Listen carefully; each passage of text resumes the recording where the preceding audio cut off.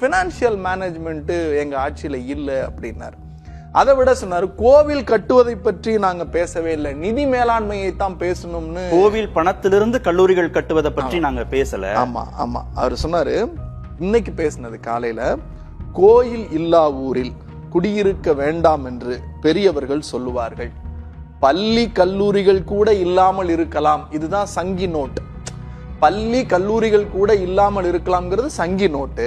அதுக்கு கீழே கல்வியை விட பக்தி தான் முக்கியம். இதெல்லாம் யாரு பேசுறது? முருகன் பேசல, அண்ணாமலை பேசல, ஹெச் ராஜா பேசல, மரியாதைக்குரிய அண்ணா திமுகவினுடைய தலைவர் எடப்பாடி பழனிசாமி பேசுறத உள்ளபடியே ஒரு அதிமுக தொண்டர் யாராவது கண்ணாடி முன்னாடி நின்னாங்கன்னா ரொம்ப வருத்தப்படுவாங்க. சத்தியம், நான் ரொம்ப என்னதான் இருந்தாலும் தாய் கழகத்திலிருந்து போனவங்கிற பரிதாப பார்வையோடு உங்களிடத்துல பேசுகிறேன்.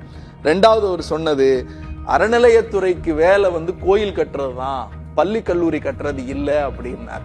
இந்த அறிவு எடப்பாடி பழனிசாமிக்கு 2017 மார்ச் மாதம் 8ஆம் தேதி முதலமைச்சராக தன்னுடைய கையால் பழனி ஆண்டவர் தொழில்நுட்ப கல்லூரியை பொத்தான் அழுத்தி தொழில்நுட்ப கல்லூரிக்கான கட்டிடத்தை திறந்து வைத்த போது அந்த சதி வேலை எங்கே போனது?